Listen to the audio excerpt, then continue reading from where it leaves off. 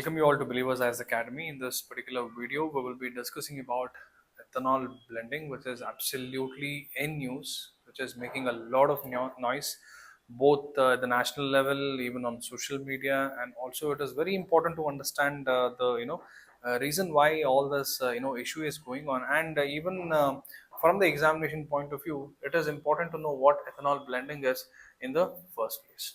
So ethanol blending, as we have studied, it is a type of biofuel which makes it more conducive in terms of the usage, and also it is an alternative for the already existing traditional petroleum oil that India had. So in this particular video, we will understand what ethanol blending is, right? We will understand the opportunities, the challenges associated with ethanol blending, and also we will try and solve one prelims question going forward. So even before we understand what ethanol blending is, it is important to understand or know why India wanted ethanol, blending. Why India wanted to blend ethanol into its, petroleum oil, makes it very, a very positive approach in understanding the reason behind ethanol blending, right? No matter what the drawbacks that we have found after the adoption of ethanol blending, considering all the benefits that it has given over the period of last 10 years, makes it very important, the reason why we have adopted this. So first reason being the India's imports, which had crossed 85%. In fact, it has crossed 85%, and right now it is 87%. Crude oil is what India is importing right now, which makes it a very huge, alarming condition that we are importing so much. The dependency on foreign crude oil is beyond 80%, which makes it absolutely important to find another alternative, a replacement. So hence we came up with this ethanol blending, which absolutely became very important in helping India to save almost 1.1 trillion rupees over the last 10 years. And not just in terms of the rupees that India has saved in the foreign exchange, but also how much it has reduced, right, in terms of the crude oil imports, which is around 181 lakh metric tons, which we have reduced in the last 10 years in terms of the crude imports. And this just does not talk about the money that we have saved, the India has saved, but also this kind of gives the importance of the reduction in the pollution level that India has seen after the reduction of around 181 lakh metric tons of crude imports, right? So this becomes absolutely important, and this of course is very promising and very important transition that Indian government adopted. And talking about what the ethanol blending is, we have to understand that ethanol blending, or the present E20 fuel which is in use, is nothing but a normal fuel which has 20% of ethanol mixed in it, and the remaining 80% is the petrol. So this is the E20 fuel. Earlier we had the E10 variant, which had 10% of ethanol, and in which it had 90% of petrol. So what is the main mudda here? Wait, what is the main concept you have to understand as to why India is transitioning towards ethanol blending? Is ethanol blending is something that happens more domestically, right? So India utilizes its agriculture feedstocks, which is in India, to produce ethanol, which India is right now utilizing it to mix with the petrol which we are importing from outside. And in a way, the more ethanol that India blends with the present petrol, it helps India to cut down or limit the imports of petroleum. So hence ethanol blending. So earlier we were only mixing 10% of ethanol, 90% was what we were dependent on the imports. Now India has successfully achieved 20% blending of ethanol. So now, in place of 90% of oil which was required earlier, now we only require 80% of pure petrol.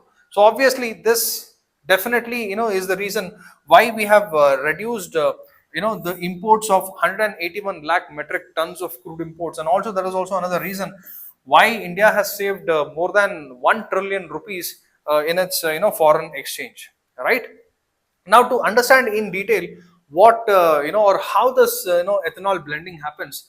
So ethanol is nothing but a biofuel which gets produced by a process which is very naturally happening, right?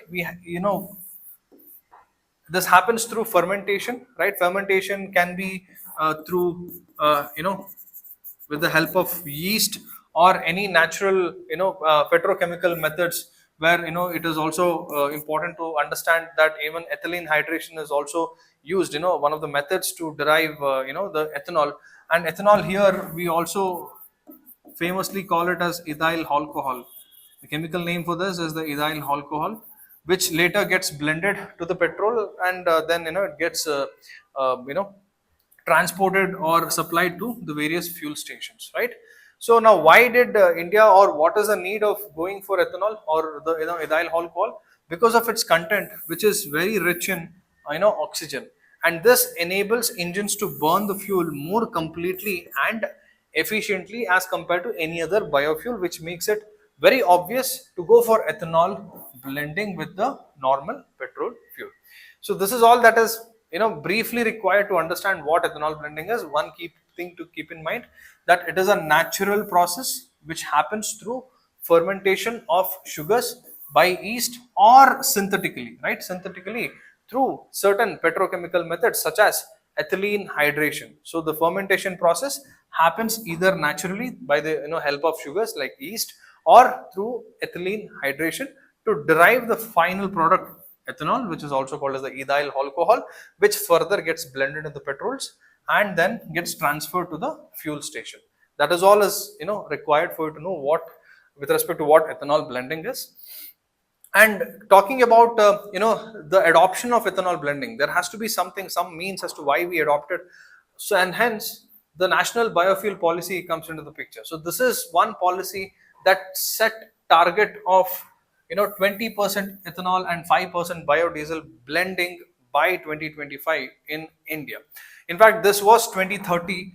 And also another reason why ethanol blending is news is because of India's achievement in achieving 20% ethanol blending right in 2025, which is almost 5 years before the agreed or decided target, right? And also, if you see, India had also achieved 10% ethanol blending petrol way back in 2022, right, which was 5 months ahead of the schedule, right? So now this becomes absolutely important to understand that national biofuel policy was something that enabled or pushed towards the or let's say this was under this particular policy we had set target, and we have already achieved it.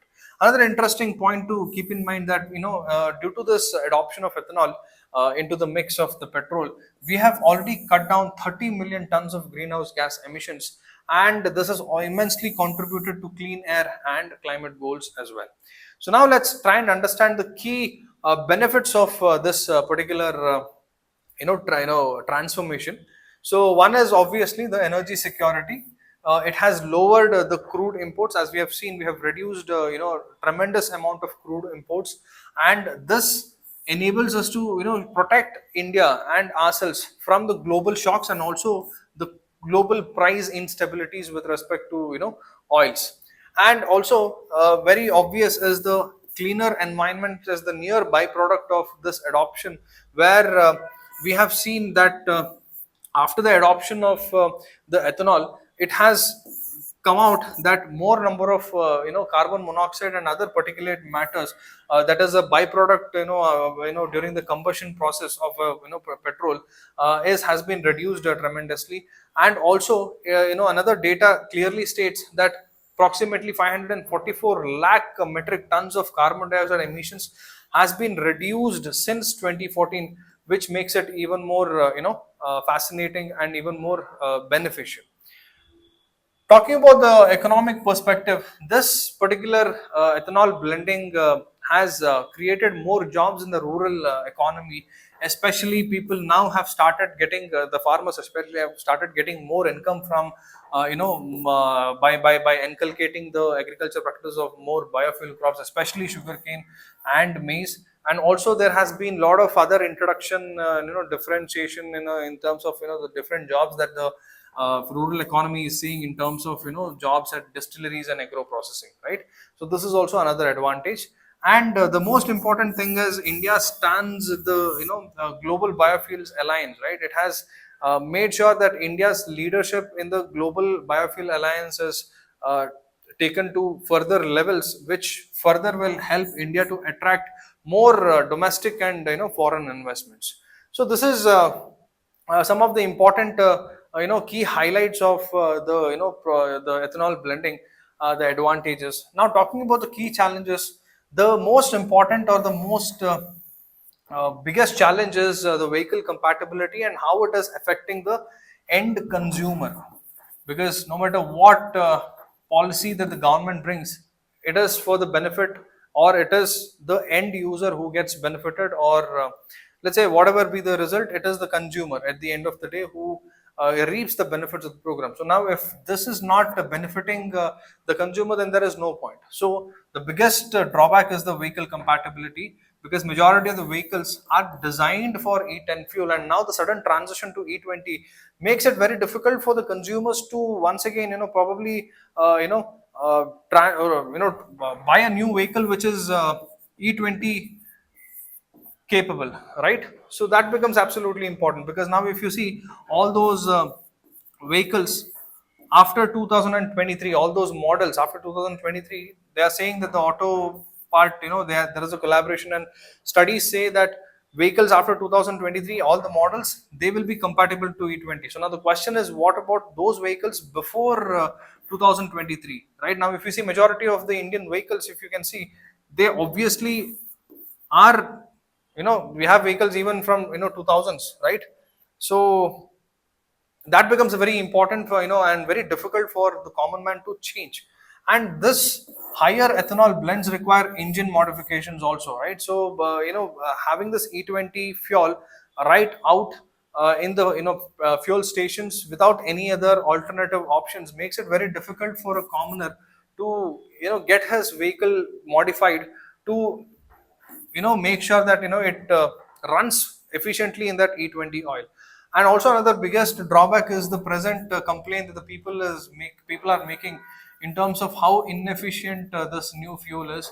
People are talking about how the mileage of the vehicle has dropped, and also they're talking about how the performance of the vehicle has reduced, right? So all of these things are the present issue, the present challenge, which is the major challenge with this particular transformation.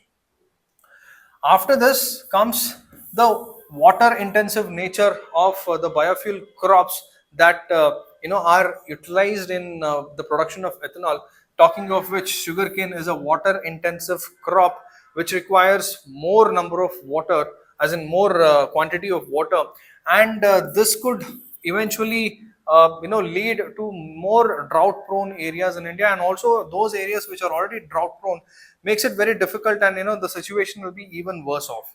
So this even also risks the groundwater aquifers, and also kind of doubts, or kind of affects the agriculture sustainability of the country as well.